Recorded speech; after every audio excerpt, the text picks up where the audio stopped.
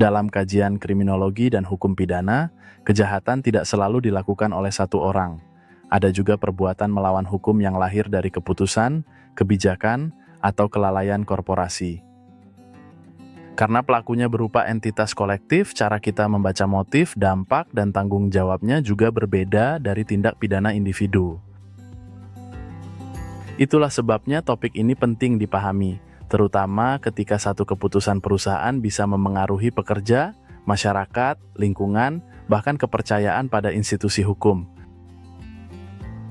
Melalui video ini, kita akan melihat pengertian, karakteristik, ruang lingkup, pendekatan, teori kriminologi, dan implikasi penegakan hukumnya di Indonesia.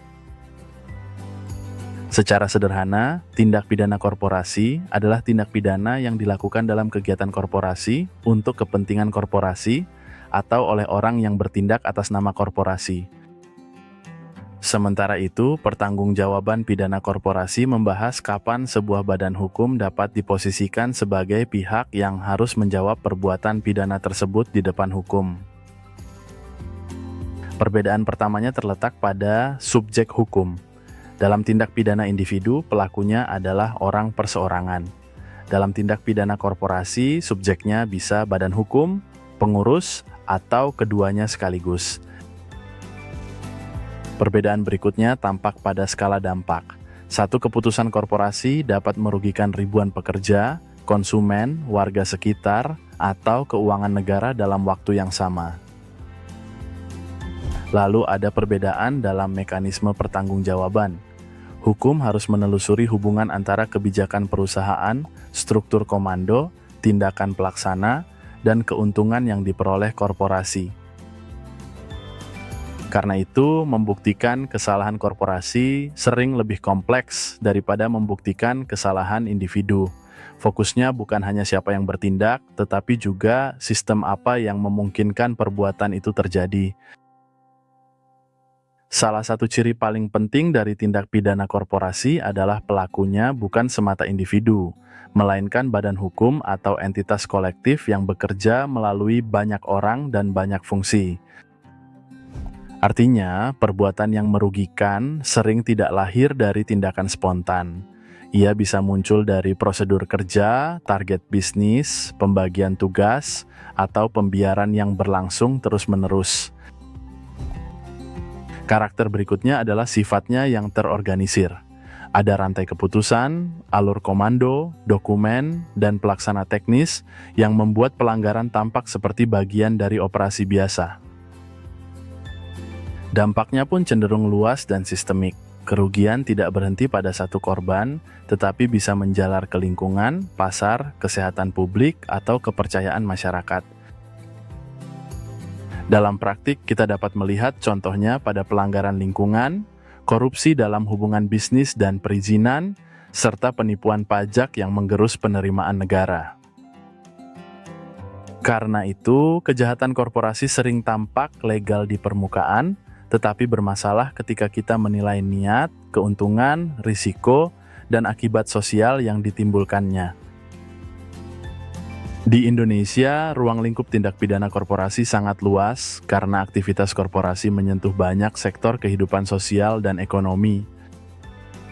Pada bidang lingkungan hidup, pelanggaran dapat berupa pembuangan limbah, pencemaran, perusakan ekosistem, atau pengelolaan kegiatan usaha yang mengabaikan standar perlindungan lingkungan. Dalam perdagangan dan persaingan usaha, persoalannya bisa muncul sebagai persekongkolan, kartel, manipulasi distribusi, atau praktik usaha tidak sehat yang menutup kesempatan pelaku lain. Pada ranah perpajakan dan keuangan, bentuknya dapat berupa penggelapan pajak, pelaporan keuangan yang menyesatkan, pencatatan fiktif, atau penyalahgunaan dana dan aset perusahaan. Kita juga perlu melihat sektor kesehatan dan keselamatan kerja. Di sini, pelanggaran terjadi ketika perusahaan mengabaikan standar perlindungan pekerja, alat keselamatan, atau prosedur kerja yang aman. Akibatnya bisa sangat nyata, mulai dari kecelakaan kerja, paparan bahan berbahaya, sampai kematian yang sebenarnya dapat dicegah bila kepatuhan dijalankan dengan sungguh-sungguh. Kalau kita bandingkan, tiap bidang punya objek pelanggaran yang berbeda tetapi polanya mirip. Ada dorongan keuntungan, ada pengabaian aturan, dan ada korban yang tersebar. Itulah mengapa ruang lingkup tindak pidana korporasi tidak bisa dibatasi pada satu undang-undang saja. Ia harus dibaca lintas sektor dan lintas dampak. Untuk melihat bentuk konkretnya, kita bisa menyinggung kasus PT Lapindo Brantas yang sering dibahas sebagai ilustrasi penting dalam diskursus kejahatan korporasi dan tanggung jawab lingkungan. Kasus ini berkaitan dengan semburan lumpur di Sidoarjo yang memicu kerusakan lingkungan dan mengubah kehidupan banyak warga dalam waktu yang sangat panjang. Dampak sosialnya terlihat pada relokasi warga, hilangnya ruang hidup, terganggunya sekolah dan aktivitas harian, serta putusnya jaringan sosial yang sebelumnya menopang kehidupan komunitas. Dari sisi ekonomi, kerugiannya menjalar ke rumah tangga, usaha lokal, nilai tanah, infrastruktur, dan biaya pemulihan yang tidak kecil. Secara hukum, kasus seperti ini memperlihatkan betapa sulitnya menentukan rantai tanggung jawab ketika fakta teknis, keputusan korporasi, kepentingan publik, dan proses kebijakan saling berkelindan. Karena itu, Lapindo Brantas penting bukan hanya sebagai peristiwa, tetapi sebagai pelajaran bahwa kejahatan korporasi dapat meninggalkan dampak luas yang melampaui kerugian material semata. Tindak pidana korporasi tidak cukup dibaca dengan cara yang sama seperti kejahatan individu. Struktur organisasinya jauh lebih kompleks dan berlapis. Akibatnya, pertanyaan hukumnya tidak berhenti pada siapa yang melakukan tindakan di lapangan. Kita juga perlu menelusuri siapa yang memerintah, siapa yang mengetahui, dan siapa yang diuntungkan. Sering kali tanggung jawab tersebar di antara direksi, manajer, divisi teknis, dan prosedur perusahaan yang tampak administratif tetapi punya akibat pidana. Disinilah metode pendekatan khusus dibutuhkan, agar penyidik dan penegak hukum dapat menghubungkan tindakan konkret dengan kebijakan dan struktur korporasi. Tanpa pendekatan seperti itu, perkara mudah berhenti pada pelaksana terbawah, sementara sumber keputusan dan keuntungan di tingkat organisasi justru luput disentuh. Jadi, kompleksitas korporasi menuntut pembacaan yang lebih tajam terhadap relasi antara orang, kebijakan, struktur, dan akibat yang ditimbulkan. Ada beberapa pendekatan yang membantu kita membaca kejahatan korporasi secara lebih utuh, karena satu sudut pandang saja biasanya tidak cukup. Pendekatan legalistik berfokus pada aturan hukum. Pertanyaannya adalah norma apa yang dilanggar, siapa subjek yang dapat dimintai pertanggungjawaban, dan bagaimana pembuktiannya disusun. Pendekatan sosiologis melihat konteks sosial di balik pelanggaran. Ia membantu kita memahami relasi kuasa, tekanan institusional, dan dampak nyata pada kelompok yang terdampak. Pendekatan struktural mengarahkan perhatian pada susunan organisasi, alur komando, pembagian peran, dan desain sistem yang memungkinkan pelanggaran terjadi atau dibiarkan. Sementara itu, pendekatan kultural menyoroti nilai, kebiasaan, dan budaya kerja di dalam perusahaan. Kadang masalah bukan pada satu perintah, tetapi pada iklim yang menormalkan penyimpangan. Kalau disatukan, pendekatan legalistik membantu soal norma, pendekatan sosiologis membantu soal konteks, pendekatan struktural membantu soal mekanisme, dan pendekatan kultural membantu soal pembiasaan. Dengan begitu, kita tidak hanya bertanya apakah terjadi pelanggaran, tetapi juga bagaimana pelanggaran itu diproduksi, dipelihara, dan berdampak dalam kehidupan sosial.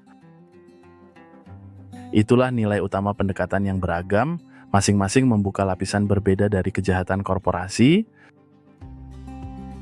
Dalam perspektif kriminologi, kejahatan korporasi bisa dipahami melalui beberapa teori yang membantu menjelaskan mengapa pelanggaran itu terjadi dan mengapa sering berulang. Teori anomi dari Robert K. Merton menekankan ketegangan antara tujuan yang ingin dicapai dan cara yang tersedia. Dalam dunia korporasi, tekanan mengejar laba dan target bisa mendorong penyimpangan.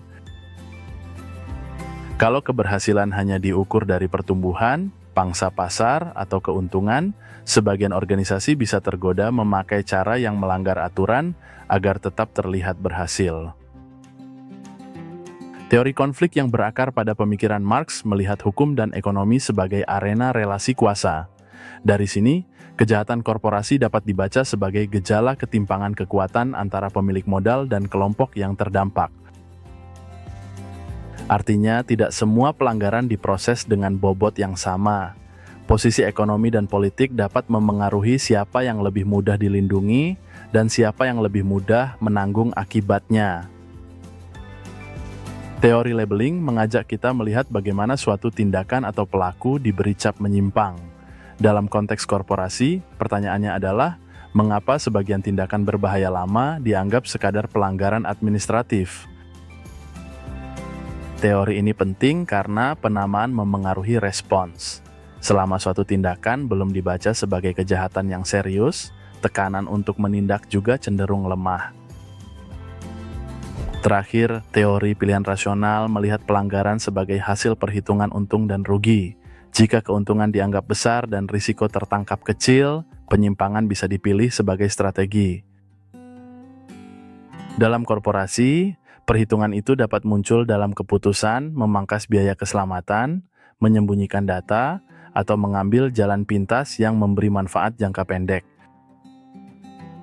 Keempat teori ini tidak saling meniadakan, justru bersama-sama semuanya membantu kita melihat tekanan, kuasa, definisi sosial, dan kalkulasi yang bekerja di balik kejahatan korporasi. Kalau kejahatan korporasi dipahami secara kriminologis, maka pencegahannya tidak cukup mengandalkan ancaman pidana di atas kertas.